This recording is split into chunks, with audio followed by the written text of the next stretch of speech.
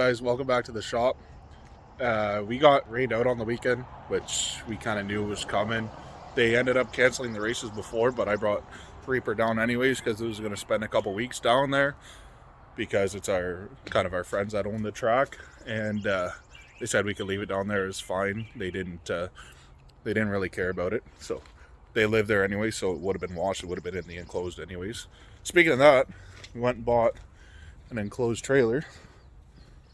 So it'll be nice. So thank you, Brad, for working me the deal on both the Cummins and our new fancy dancy race trailer. It needs a little bit of love, but nothing that I can't do myself. But yeah, anyways, races got rained out. Wasn't a big deal. Em and I ended up going to Sudbury. We picked up our new golf cart and went and seen Ricky and them, and we did couple little tourist spots, I guess you can call them. We did Science North and went and seen the Big Nickel there. But Reaper followed me back home because at the track we had no trans brake again. And I ended up ordering 2 relays because one wasn't supposed to be in time. So I bought 2. So now I got 2 more spares because it wasn't the relay that was the problem. It was my problem. I didn't know that the Holly, even on the input side, was ground actuated, not 12 volt actuated.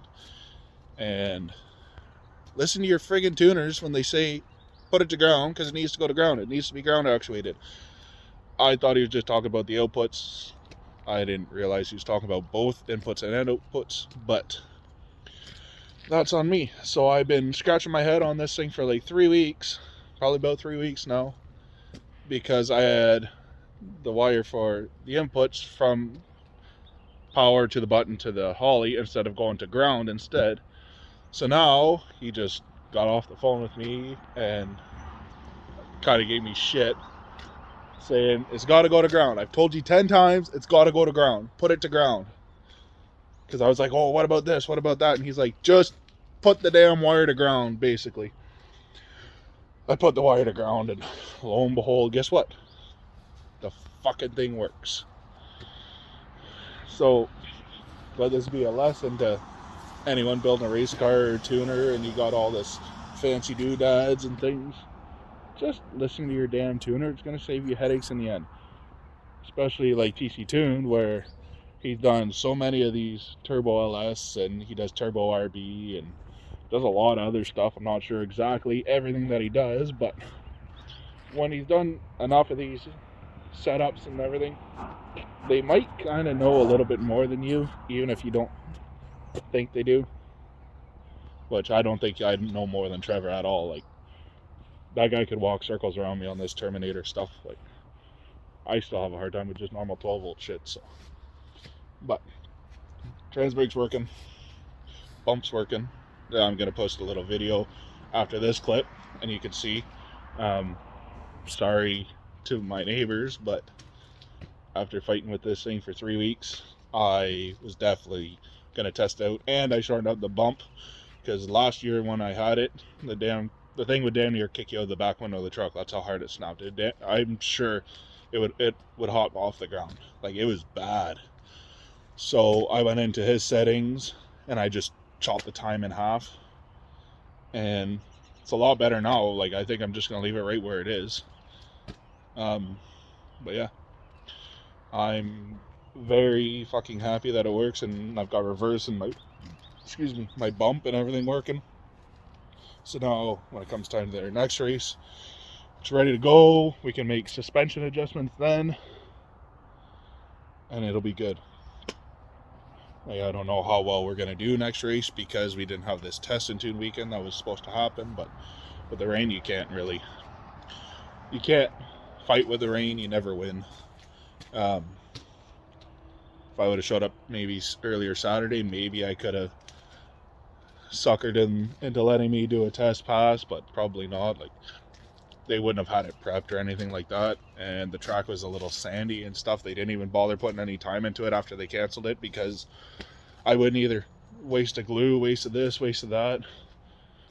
They're gonna be having it prep before our next race, but they weren't going to waste 4 days prepping it just for it not to get used. So I think it was the right call. I would have made the exact same call, but yeah.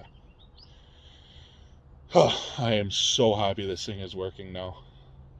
I just want to go out and drive it, go take it on every racetrack across Canada right now, just because I'm happy that it's running and everything's working. And luckily it was just that one wire that was wrong. But yeah, I am super fucking happy. You can see the game over sticker. I like that sticker. Sister got me that. But now I got a bit of a rat's nest of wire in there because I cut zip ties, trying to find out which wire is the right one and blah blah blah. Instead of just taking a guess, I just cut the zip ties and pull them down, so I'll have to get another bag of zip ties, which isn't a big deal. That's nothing. I need some anyways because I'm out. I think I have like 3 left, so you can't go racing with only 3 zip ties. That just don't work. But I'm gonna end this part of the video off with this, and I'm gonna add in the video of me trying it out in the driveway. Brought it right up on the brake, 3 pounds or whatever it's set to right now. I think we're gonna play around with it at the track. Might try and bump it up some more. I think we need to get a different converter for this thing, or send this one out to get loosened up or something, because I'd like it to make a little bit more off the hole. Where like we got the big springs and the wastegates, they're like 17 pounds or whatever they are. But we're gonna play around with it, talk to some guys, and maybe there's something in the tune we can change up. And talk to Trevor there, see if he can.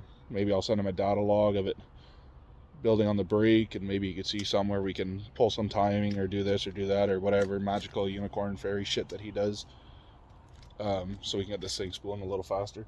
It's not that bad right now. It's like 4 or 5 seconds. Like, it's nothing crazy, but it would be nice to be not so rushed at the line, like if it spooled a lot faster. But that is also a big bitchin' turbo. That's a 106 with a big exhaust housing, so it'd be nice if I could find maybe a smaller exhaust housing for that. But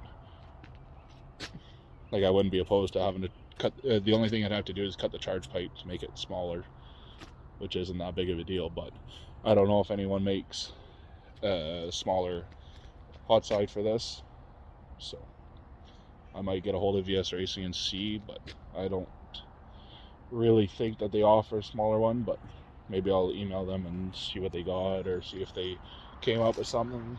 I would like this thing to spool a little faster. It's a 106 113 with a 132 AR. I think if I could put like a 124 or something like that, maybe even a little bit tighter, it would help it out a lot, especially because I'm only 370 cubes, and that's a big bitch in turbo. This thing would probably work better with somewhere around 400 cubes, but I like it. It looks cool, so we're gonna keep it and just keep building on. Next motor is probably gonna be bigger, so it'll like that, or I'll go to a set of twins or do something or other. But yeah, all right, I'm gonna close this off. I'll add in the video of us testing it in the driveway, and hopefully you guys enjoy that. Like, follow, subscribe, comment, all that stuff. Share to your friends. Like, I'm not in this to be famous or fuck all, but I think it's cool to kind of show off my toys and all the stuff that I like to do. And I know a lot of us car guys are into everybody's builds. So, all right, we're gonna close her off.